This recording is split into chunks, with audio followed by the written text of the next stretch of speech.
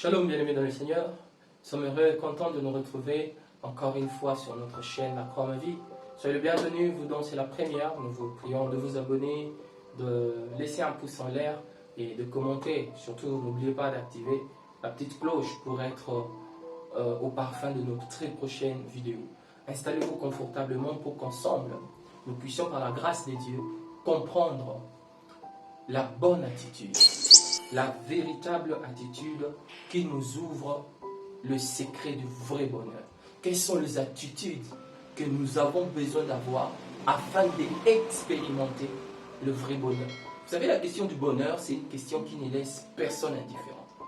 Hommes, femmes, grands et petits, illettrés ou lettrés, tout le monde est intéressé sur la question du bonheur.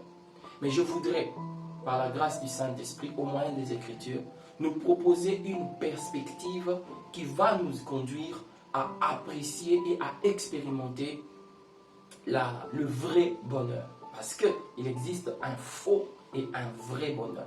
Cette perspective, c'est la perspective biblique. C'est par elle que nous allons se faire une idée concrète de ce qu'un vrai bonheur. Installez-vous donc et voici donc la première attitude qu'il faut prioriser, qu'il faut rechercher, qu'il faut cultiver.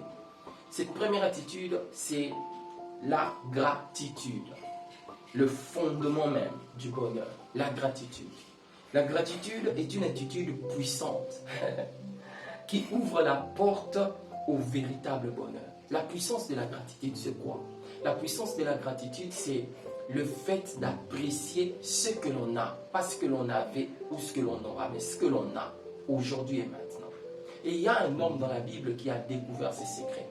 C'est le psalmiste David. Il dit ceci dans le psaume 118, le verset 24. Il dit: voici le jour que l'Éternel a fait, qu'il soit pour nous un sujet d'allégresse et de joie. Il reconnaît que c'est l'œuvre de Dieu et il adopte une attitude de gratitude. Il dit qu'il soit pour nous un sujet d'allégresse, une joie immense. Ça, c'est donc la première attitude qu'il faut chercher si tu veux expérimenter le vrai bonheur. Pourquoi? Parce que la reconnaissance de petites ou de grandes choses cultive une perspective positive et durable. Quand on reconnaît le petit ou le grande chose, bref, c'est qu'on a, cela te permet de garder pour longtemps une bonne perspective de choses. La deuxième attitude, c'est l'altruisme. L'altruisme, le fait de se remettre en arrière pour faire passer l'autre. Le fait de donner plutôt que de recevoir. L'altruisme. Écoutez ce que le Seigneur dit, le Seigneur enseigne. Il dit, il y a beaucoup de joie à donner plutôt qu'à recevoir. Il y a beaucoup de joie à donner plutôt qu'à recevoir. Actes chapitre 20, verset 35. Bien-aimé, l'acte de donner, que ce soit de notre temps, de notre argent, de notre attention, de notre sympathie, cet acte-là crée en nous un sentiment de joie profond, très profond, très très profond. Lorsque nous nous tournons pour satisfaire le besoin des autres, nous entrons dans une source d'une joie instoppable. Une joie instoppable. La troisième attitude, pour développer, pour expérimenter le vrai bonheur, la troisième attitude, c'est la paix intérieure, la confiance en Dieu, la paix intérieure. Écoutez ce que l'apôtre Paul dit dans Philippiens 4, le verset 7. Il dit ceci: et la paix de Dieu, qui surpasse toute intelligence, gardera vos cœurs et vos pensées en Jésus-Christ. Vous voyez, c'est que la paix de Dieu cible, ce sont des choses que rien au monde ne peut nous aider à protéger. Comment tu peux protéger tes pensées dans un monde aussi troublé, dans un monde aussi changeant, dans un monde aussi injuste? Comment tu peux garder ton cœur?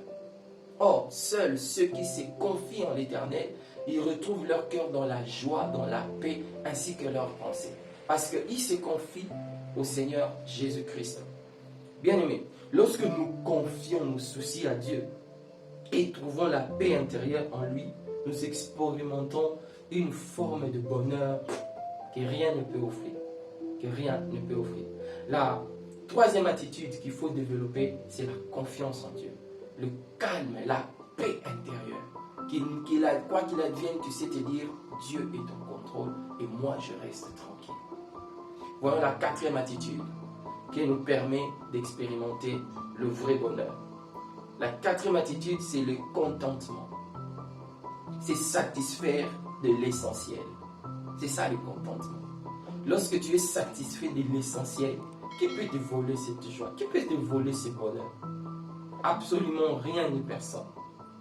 Et nous trouvons un merveilleux passage des Écritures.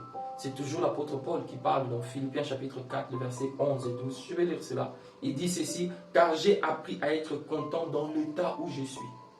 Je sais vivre dans l'humiliation et je sais vivre dans l'abondance. C'est satisfaire de ce que nous avons. Reconnaître que la richesse spirituelle et émotionnelle est plus précieuse que les biens matériels conduit à un bonheur durable. Un vrai bonheur ne procède pas de ce qui nous vient de l'extérieur. Un vrai bonheur procède de l'état intérieur de ton être. Voilà le secret. Finissons avec cette cinquième et dernière attitude. La cinquième et dernière attitude pour expérimenter un vrai bonheur, c'est l'espérance. L'espérance, le fait de regarder au-delà de circonstances. C'est ça l'espérance. Le fait de ne pas limiter notre regard parce que l'on a ou ce que l'on n'a pas. Parce que l'on voudrait avoir mais que l'on n'a pas encore. Mais voir au-delà de tout ça. L'espérance. Et dans Romains chapitre 12, le verset 12, je vous recommande de lire ces versets. Romains 12, 12. La Bible nous encourage à être joyeux dans l'espérance. Romains 12, 12. Cette espérance, bien aimée, elle découle de notre foi placée en Christ pour un avenir meilleur. Voilà donc, je m'arrête là et c'était les 5 attitudes que je crois que si on développe cela nous permettra d'expérimenter le vrai bonheur. Que le Seigneur vous bénisse et encore une fois, dans vos maisons et partout où vous nous avez suivis, nous vous souhaitons un vrai shalom. Expérimentez le vrai bonheur avec Christ.